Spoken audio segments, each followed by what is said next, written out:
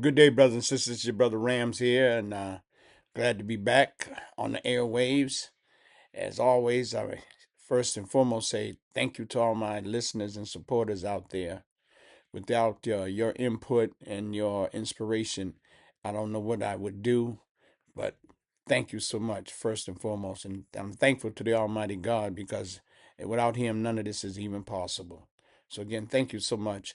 I've been doing a little bit of traveling and picked up on some things, but right now, I'd like to start off, and it eats at me that every time I start my podcast, I got to start with some condolences to somebody. But it has to be done because you have to pay respect to those who've given their lives. Okay, you have to pay respect to them. And the first, I want to offer my condolences to a Latino brother, and his name is Lorenzo Salgado Arroyo. you know, Lorenzo Salgado Arroyo. And he was a 52-year-old who was shot by and killed by ICE agents during a traffic stop on his way to a construction site. And he had some people in the car who wound up being witnesses. Okay, it was found out later to be that he was not the intended target. Now think about this. They thought they use a standard playbook. He tried to run me over with the book, with the vehicle. I mean, let's look at what's happening here, brothers and sisters. Let's look at some things. Here comes an unmarked car following you. Unmarked, no bubble on the top, no cherry on the top, sirens, nothing, no mark. Just the car is totally unmarked. Jumps out are some masked men. Now, my hood experience is that they coming to rob me, and I'll run them over. I'll do whatever's necessary because I don't know who you are. And this is the part that really irritates me because they have no body cameras, nothing. Even though their budget allowed for them to have body cameras, but they refused. And then that old Tom Homan said, "Well, the Democrats they held up in the with the bill, and that's what." No, it's not. You're telling a lie. Tom Homan, you are lying. Why? Because during the time of the government shutdown, you all bragged that your money was already set. You were bragging that your money was already set, so you had already got your money. So Democrats, if you're trying to hold this up because of ICE and Department of Homeland Security, we already got our money.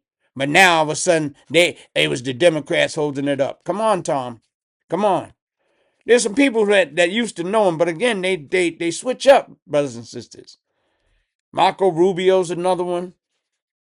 Tom Homan. People knew them, and they said they can't recognize them guys now today. They become Trumpalized. They become Trumpalized. You know how they use that term, radicalized. Well, they become Trumpalized. That's what's happening with them too. Okay, but Lorenzo Salgado Arroyo. All right, he was killed by ICE agents. 52-year-old father of three. Sent his two and a half of them to college. The third one's in college right now. Hard-working man, taxpayer, law-abiding citizen. What more can you ask? What more can you ask? He's been here over 30-something years. No criminal record. Why? Why the attack? Okay? That's Lorenzo Salgado Arroyo, 52-year-old in Houston, Texas. Dead. The attack on black and brown men continues. And black men, you're in the group too. Remember? Haitians with TPS, remember? How you gonna tell a Haitian from sapsucker from Alabama and they standing on the corner? So you gonna run up and arrest all of them? Black people better wake up. They're waging war on us, on the black and brown people. Killing them. Killing them, brothers and sisters. The second brother is Johann Sebastian Duran Guerrero, and he's from Maine. Okay, he's a 26-year-old, was shot and killed after agents attempted to stop a moving vehicle. Police protocol says you don't shoot into moving vehicles, because what happens if you shoot into a moving vehicle? If you look at the video, the car continues to roll and could hit somebody and harm them.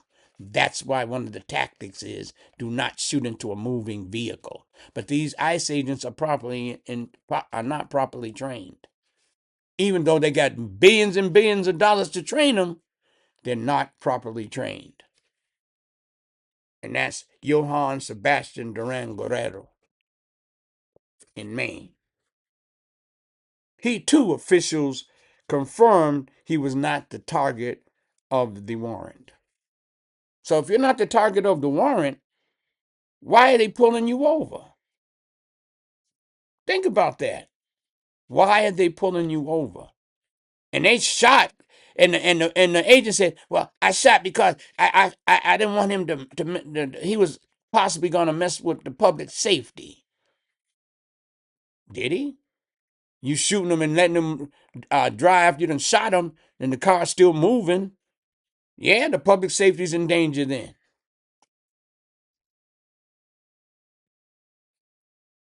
Johann Sebastian Guerrero, 26-year-old, got children. Their daddy's gone, man. If you ever lost your daddy or something, you understand what I'm talking about. You understand what I'm talking about, brothers and sisters. And it's not a joke. Now that little girl's going to grow up with no daddy. Brings tears to me. Because daddy's job is to protect their daughters and their children. There ain't no protection no more. Because of some rogue ICE agents. Again, no body cameras, even though they had the funding for them. They refused to wear them because it's evidence. And it's sad. I'm going to talk about another condolences to the family of Nolan Wells, a black young man from Mississippi. He was missing since July 4th, 2026, and confirmed dead after his body was found. He was last seen on Horn Island, that's right outside Mississippi, with some of his white friends. Circumstances of his disappearance are unclear. They're unclear. Gone. What happened to him? Well, this is the beautiful thing that I want everybody to understand, and I really, really appreciate. This is Black Power and the true meaning. And our brother, Colin Kaepernick, good brother. Remember, he stood up against the white NFL owners by kneeling, saying, "Hey, man, ain't no justice in America for us," by kneeling. And what he's doing, Colin Kaepernick, is he's having the body flown to Washington, D.C. to have an independent autopsy, not in Mississippi. Now, you know Mississippi's, woo, you know their reputation when it comes to black and killings of black. They used to hang black people just for fun. You know, right-wing evangelicals come out of church and hang us. Yeah, I named your group, damn it, because that's who you is. In the name of what? Jesus? What Jesus you represent? You singing to Jesus, then come out and hang one of God's children. And you come out and hang one of God's children.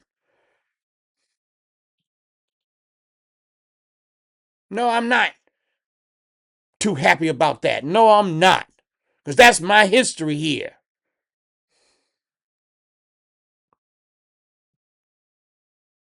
Come up missing. So now we got to take that out of the state's hand.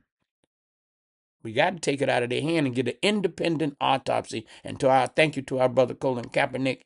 Brother, right on. This is what Black Power is truly about. And then there's another brother. Got to give him credit. That's Tyler Perry. He going to pay for the funeral. The funeral's tomorrow.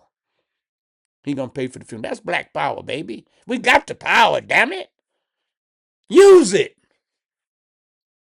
to make life better for us all. What good is it you can't take all that money with you, baby? Spread the blessings. That's most important. Spread the blessings. I also want to say condolences to the 2 U.S. servicemen that were killed yesterday in a bombing strike in Jordan at the American Air Base. I know it's a tough thing for those people to come up to your door letting you know your son or daughter's gone. And I wouldn't want that call. I wouldn't want that call. So my condolences to their family. May God give them the strength to handle this while they go through this. So now 16 soldiers have been killed in this unnecessary war provoked by Trump. Unnecessary, totally unnecessary, as you see, brothers and sisters. So my condolences, and there's a missing soldier too. And to him, I hope they find him. But again, I hope and pray he's okay. And that, again, if he's not, my condolences to his or her family. So again, brothers and sisters, that's important to understand. But I'm going to pivot just a little bit. And of course, you know, I got to do a little black history. Got to do that. It's important. And there's one exhibit that's going around the country. And I see the advertisements over and over again. But a lot of people don't even know the history of this brother. And he was a brother now. No olive-skinned Yul Brynner looking type. A straight, cold-blooded black man. And his name was King Tut. Now I'm going to give you some history on our brother King Tut. He was born to Akhenaten. Listen to the ending of his words. He was born to Akhenaten and Merah-Aten. Akhenaten and Merah-Aten. Now you say, but Akhenaten was married to Nefertiti. Yeah, he was, but he also had some other wives. Polygamy, very common in our history. Polygamy is very common in our history. I know some of you sisters, well, I'm just going to have me one man and he better just want me. We'll discuss that again, why monogamy doesn't work. But that's a subject for another time. Monogamy really doesn't work. Okay? And he was born to Akhenaten and Merah-Aten. See, listen to the ending of the words. It ends in Aten. They both end in Aten. And King Tut was born around 1342 BCE. BCE. And he died at 1323. He died when he was, guess how old? He was 19. How many 19-year-olds are pharaohs? Beautiful thing. That shows you how our system has developed over the years, how we dealt with monarchy, polytheism, all of that. All right? His major accomplishments of King Tut. One of the first things he did was he restored uh, uh, uh, uh, traditional religion back to Egypt. He restored it. What did he do? Well, his father, Akhenaten, had moved Egypt to monotheism. Mono mean one, to one God, from polytheism. So his father moved Egypt from polytheism to monotheism. But King Tut restored it back to polytheism. His father, Akhenaten, worshiped one God, and that one God was Aten. If you notice, his name ends in Aten. He changed his name. Remember, Akhenaten Akhenaten was really Imhotep the fourth, but he changed his name to Akhenaten. All right, the one God, he named himself after Aten. Okay, King Tut went back to worshiping. He went back to worshiping the old god Anem, Aram. Excuse me, the old god of Aram. See, from Aten to Aram. Okay, he changed his name.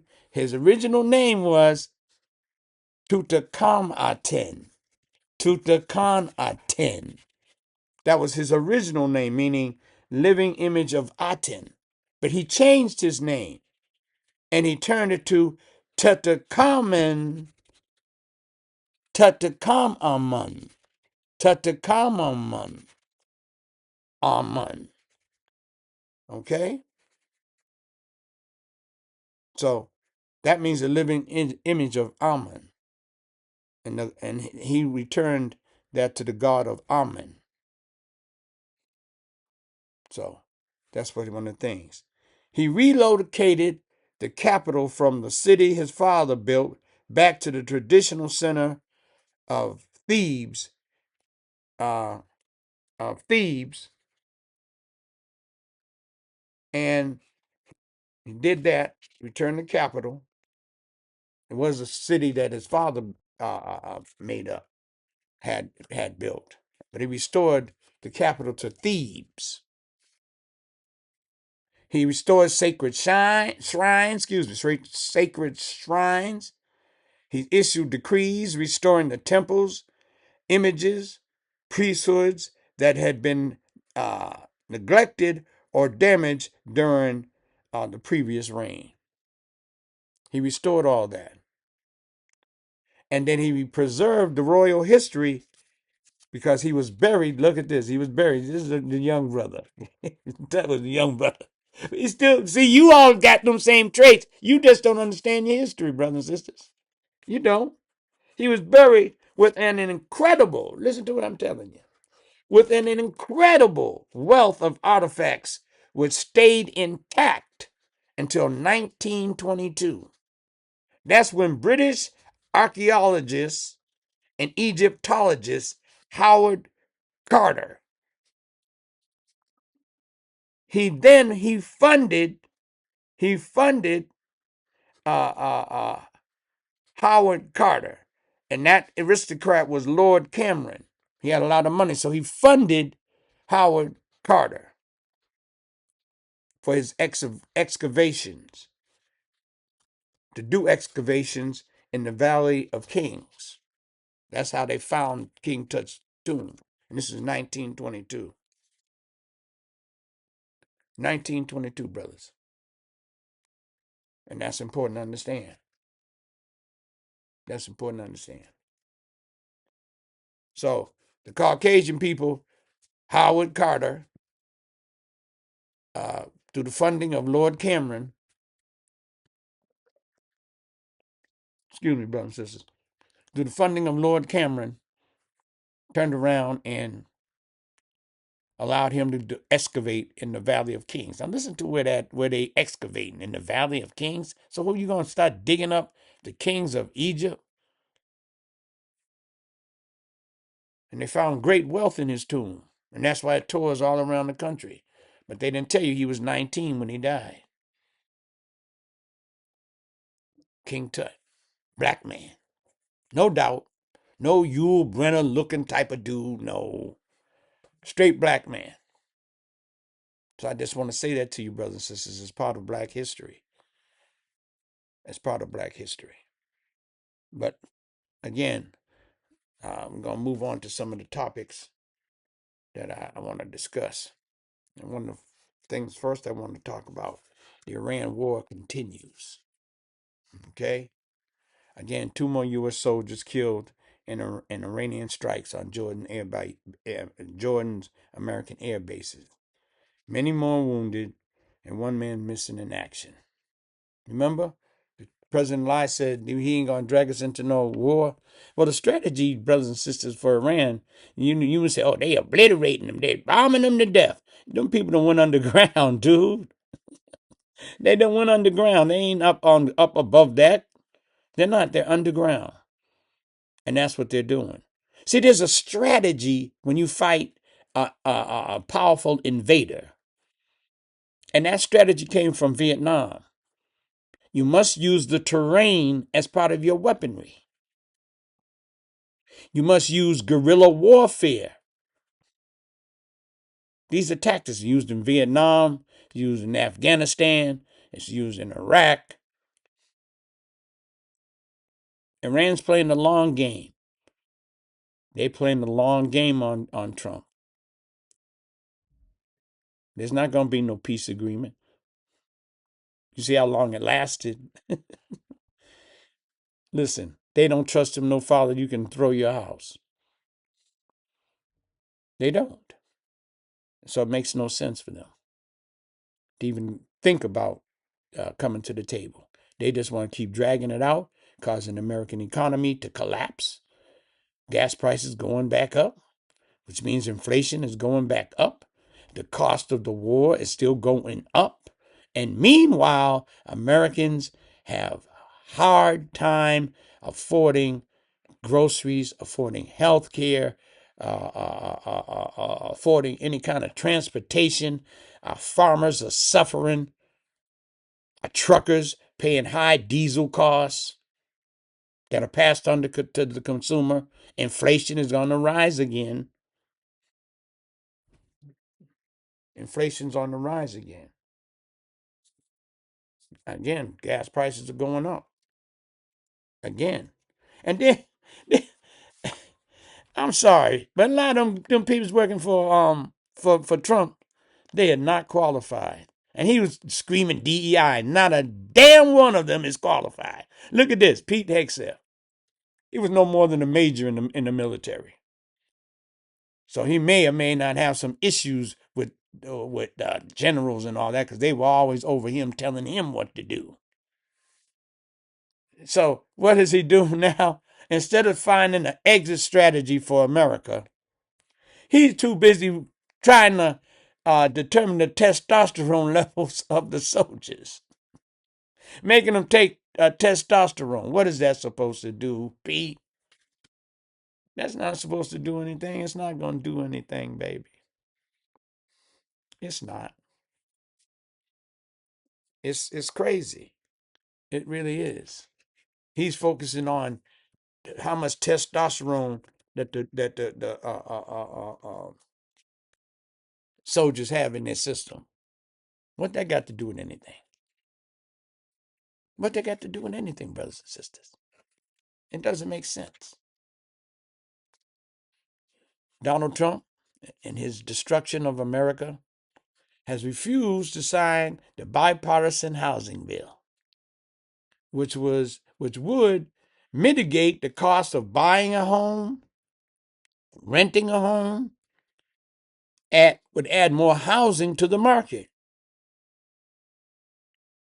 And again, it would it would allow them to create more affordable housing. This is something that the Republicans were pushing, and he refused to sign it. But see, thank God, guess what happened?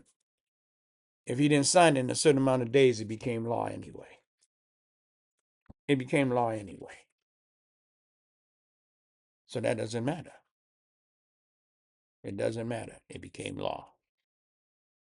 And so, brothers and sisters, I'd like to say one of the big issues that I'm talking about in this particular subject, this particular podcast, is that I'm saying to America, watch out, because the big steal is coming. What do you mean, the big steal? The big steal's coming at midterms. Big steal's coming at midterms, brothers and sisters. And you know why it's coming? Because, as you know, Trump don't like to lose elections. He doesn't like to lose elections. And there's a gentleman that I got some very valuable information from. Very valuable information from. And I want you to look him up. His name is Congressman Jim Himes of Connecticut. And he sits on the House Select Committee on, he's the ranking member on the Permanent Select Committee of Intelligence. He's the ranking member,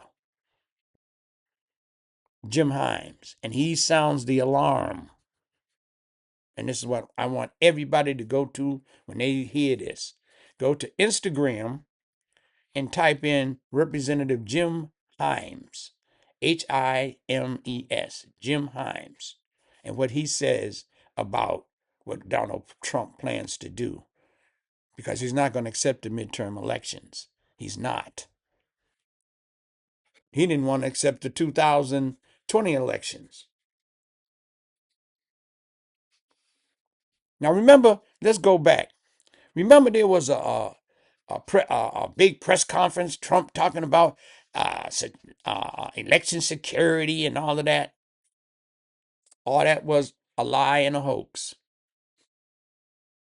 He's saying China was behind it and this, that, and the third. Those are lies.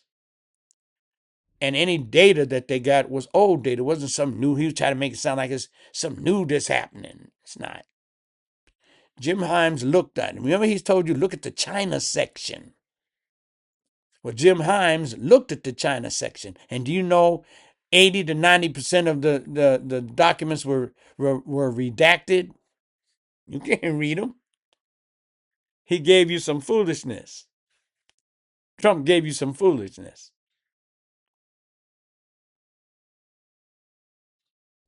They were redacted. But what does he plan on doing? And this is the topic of my podcast. And the topic is America, beware of the great steal. America, beware of the great midterm steal.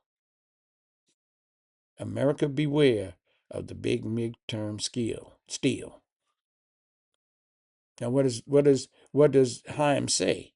He's sounding the alarm. And you can go to Instagram and look him up, Representative Jim Himes. And he'll give you the lowdown on this, what the president plans on doing. And one of the things he plans on doing, brothers and sisters, is first of all, Trump is setting it all up. See, he's setting this all up. Oh, the election is corrupt. Ooh, we got so many issues with our elections. Man, China was involved, and China wasn't involved like that. And now in in a little while, China's coming to the White House. Now he's gonna have to look them in the eye and say, "You blame that on us?" They don't trust him. They don't trust him no farther. You can throw your house.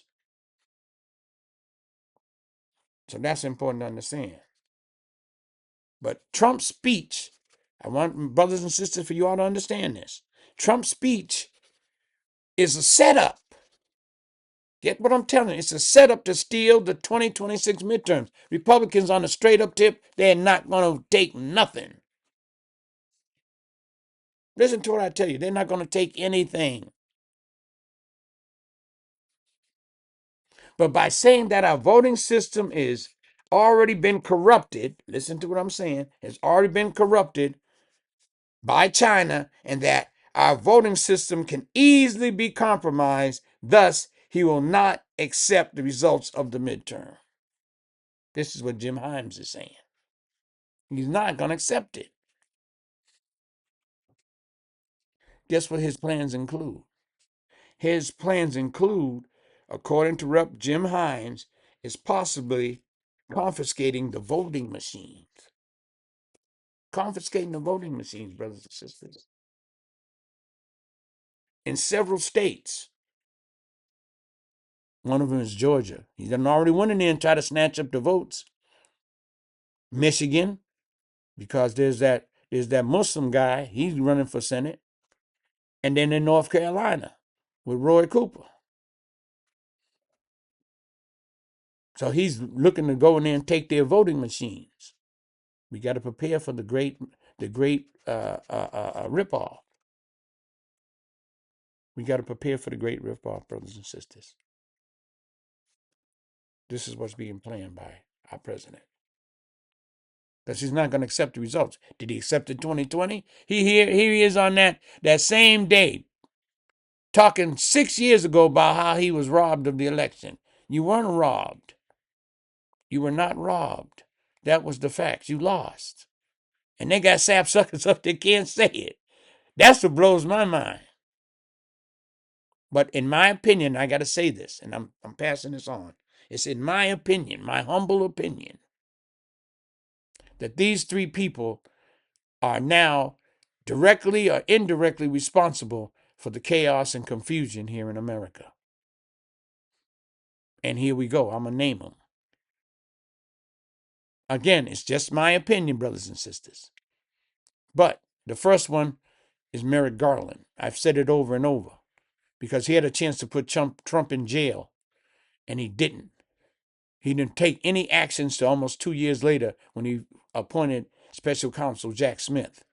And Jack did his job, and he even said he would have convicted him. He would have got him convicted beyond a reasonable doubt with all the evidence he had. Jack Smith, true American patriot. Merrick Garland allowed Donald Trump to get this far. The second person, Fani Willis, Georgia, attorney, prosecutor, had Donald Trump dead to rights.